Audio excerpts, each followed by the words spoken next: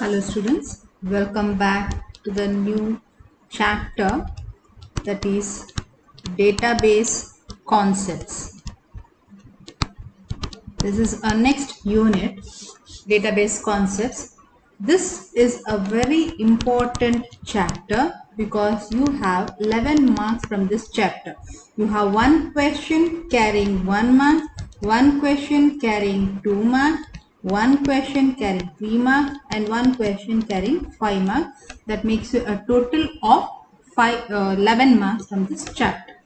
Now, coming to your database concepts, what do you mean by this database concepts? Before going to that, let us have a brief introduction. Now, earlier days, if you had to keep a record of something, how do you keep a record? You have to write it down in files, papers, and make a file out of that and store it if you wanted to use for further use, right? But there are several disadvantages for this, like data may be repeated data, and dependent data. One data may be dependent on the other. If that is the case, then you have to go back, search where you have stored your files and all, and check out or verify the data which you had earlier. Then there is no security, right? No security, and there is no flexibility to store and access the data.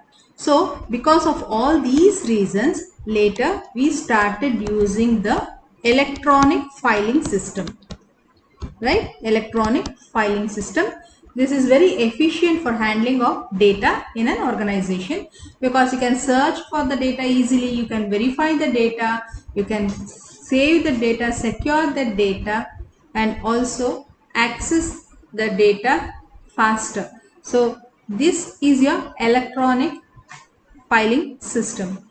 So to manage all these electronic filing systems or the data, we use a software, that is your database management system. Database management system, or in short we call it as your DBMS. Database is a major software application. It is designed to store. This is used to store and access the data in terms of your databases.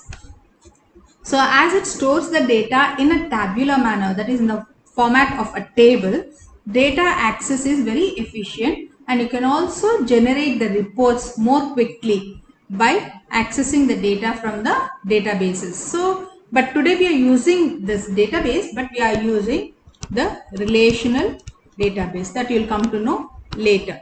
The relational database is used at present, that is data which is present in the form of a table, which is stored in the form of a table, is known as your relational database. Now, what are the applications of your database? Application, where all do you make use of your data? So when we are saying applications of database, the major thing or the main thing that comes to our mind is your schools and colleges. So that is your academic application. So it is used to store the students' information in the schools, colleges, universities, right? It is used to store the students' information. Where?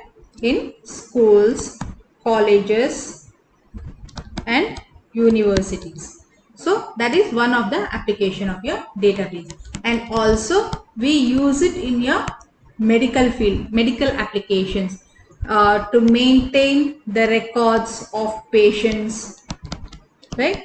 To maintain the records of patients, we use your database, so that when a patient is repeated again, it comes again for a checkup or something, we can get the previous data, history of that patient. So it is used in the field of medical and business application. So business application in shops, they can use it in shops. You have your malls, your share market, right? Wherever the business transactions takes place, you can store the details in the database, even for your online access also. And it is used in banking applications, banking applications, that is the transaction details, that is the amount that you are remitting, depositing in the bank, the amount you are going to withdraw, the transfer of amount from one account to another, everything is stored in the databases, so that later it is easier to access the data, to know where you have used the data. And also it is used in communication. Database is used in communication. That is, all the details of the incoming calls, outgoing calls, the messages will be recorded in the database. This is where you are tracing the number and all comes under, right? It is made easier because of this application. And computer network, that is, it stores the details of the users, applications, what applications you are using, what are you supposed to use, permission, that is permission detail, everything will be stored in the database. So it is very easy to check who can access the data and who cannot access the data because of this thing. So these are the applications of your database, where all you can make use of your database. Now, coming to the major part, whenever we are saying your database, we are saying you are storing the data. So, what is this data? What is the meaning of this data? So, data can be anything, right? It can be in various forms. It can be in numbers, it can be in text, anything. So, when we are saying data, data is a set of facts, figures, or statistics. Okay, that is what you mean by your data. It is a set of facts, figures, or statistics which does not have any meaning of its own. That is, it is not complete. That is what you call it as a data. Data may be available, as we said, in different places, in different formats also.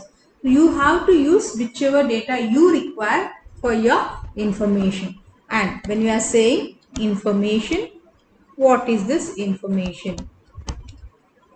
As we have already said earlier, data is stored in large databases, and depending upon your requirements, only certain data will be taken out. In such case, required data are gathered together to perform certain operations. Right? So when you are saying information, information is processed data. Processed data, that is processed facts, figures, or statistics. Processed data with definite meaning. Processed data with definite meaning is your information. Now, for example, or you can also say it as a result which has got a definite meaning. For example, which I keep on repeating to you people, process of making a cup of tea, where the raw materials that you require to prepare tea, that is your sugar, milk, and tea powder, water, all these are the raw materials. On its own, it does not have any meaning. So that we call it as a data. All these raw materials is your data. When you are mixing everything together and you are boiling it and pour it out into a cup, that you do not call it as either as a tea powder or a sugar or milk, you call it as tea. So that is processed. You have got a definite meaning. You are calling it as a tea. That is your information. That is, which has got its own meaning, is known as your information. Okay. Now, how are you going to process that data?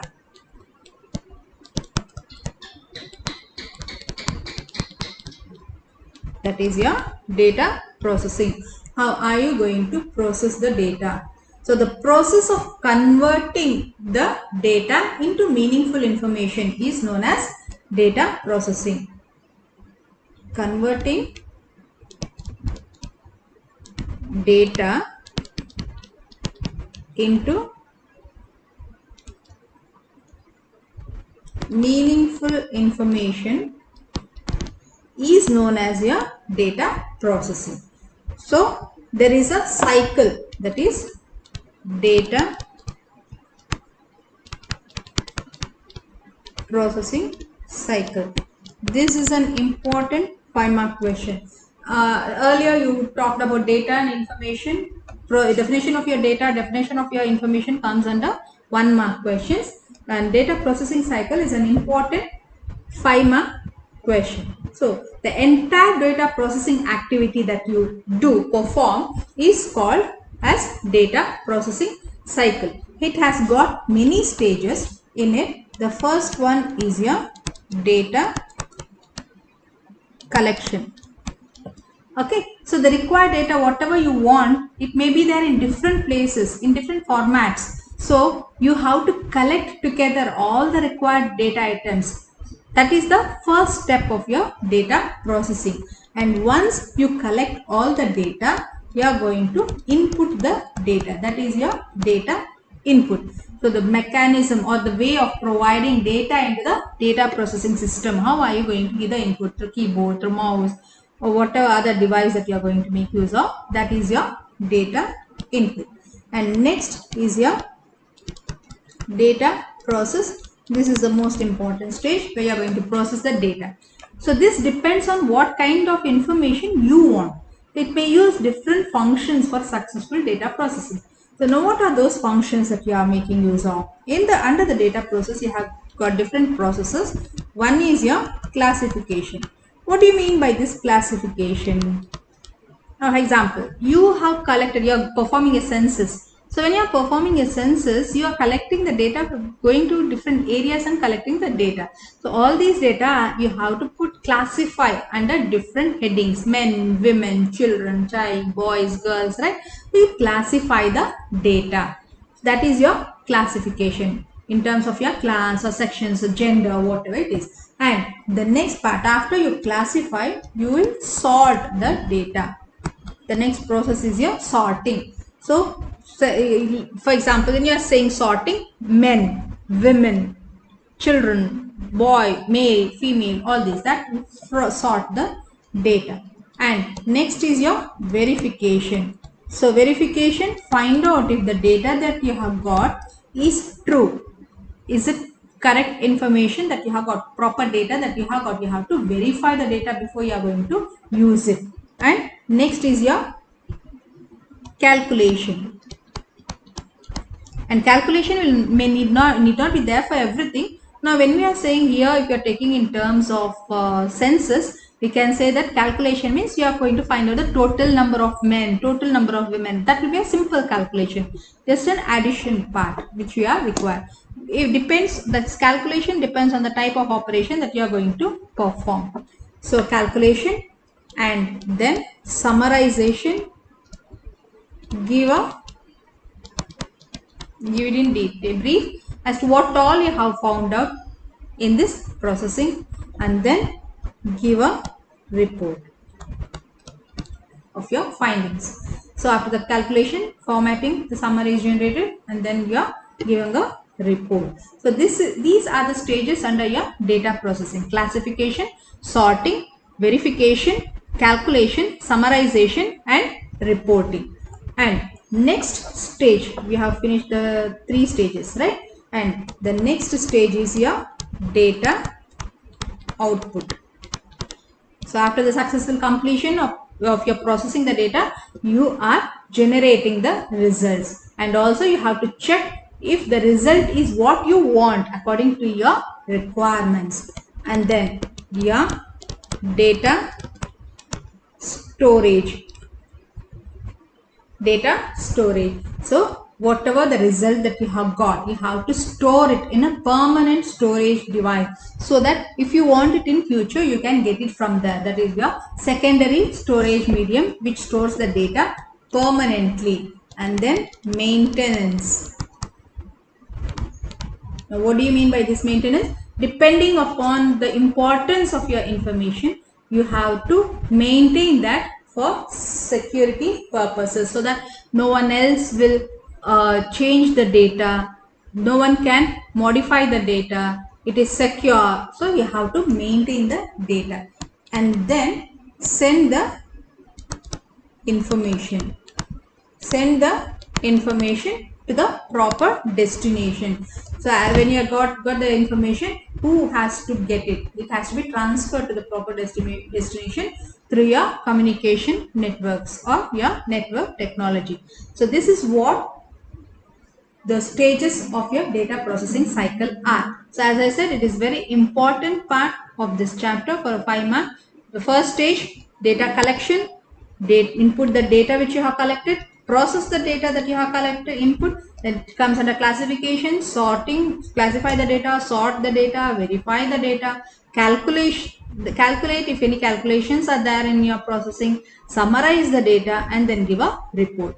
And once all this done, give the output, store the results that you have got, maintain, that is secure your data, and send the information to whomever it is necessary. So these are the stages of your data processing cycle. Let us end this session here and let's continue in the next class.